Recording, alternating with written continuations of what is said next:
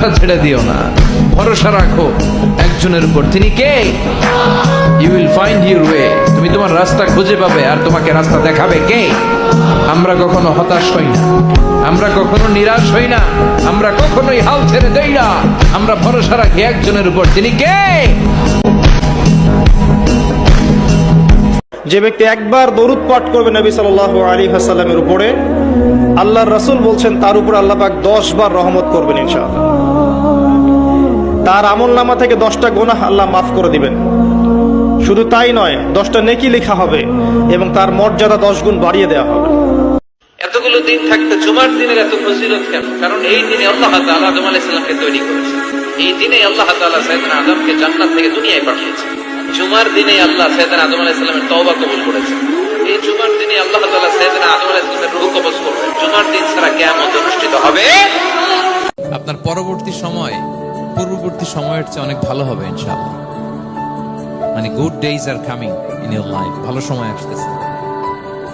ওয়ালা সাউফা ইউতিকা রাব্বুকা ফাতারদা। আর আপনার রব আপনাকে এত দিবেন, আপনি খুশি হয়ে যাবেন। আপনার রব আপনাকে এত দিবেন, আপনি নিয়ে কুলাতে পারবেন না। এটা সবসময় ফিল করবেন যে আমার রব আমার সাথে আছে। এটা ফিল করলে আপনার মধ্যে যে সাহস আসবে, আপনি কল্পনাই করতে পারবেন না যে এত এনার্জি আপনার ভিতরে আসলো কি করে। সবসময় এটা ফিল করতে হবে যে আল্লাহ তাআলা আমার সাথে আছেন, তিনি আমাকে ভুলে যান নাই, ছেড়ে যান নাই। আরে তার রহমত ছাড়া তো একটা শ্বাস নেওয়া তো আমার সম্ভব না, ঠিক কিনা বলেন? আল্লাহ তাআলা আমাকে কতটাই না ভাগ্যবান বানিয়েছেন। তিনি আমাকে তার শেষ নবীর উম্মত হিসেবেই দুনিয়াতে পাঠিয়েছেন।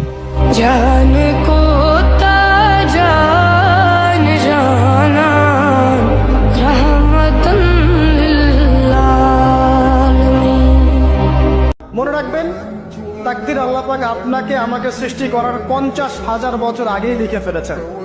অতএব এটা নিয়ে বিভ্রান্ত হবেন না, হতাশ হয়ে যাবেন না, এবং আমল ছেড়ে দিয়ে বসেও থাকবেন না। সাহাবীরা বলেছিলেন আমরা কি আমল ছেড়ে দিব? নবীজি বলেছেন না, বরং তোমরা আমল করতে থাকো। যাকে যে জন্য সৃষ্টি করা হয়েছে পৃথিবীতে তার কাজ সেরকমই হবে ইনশাআল্লাহ।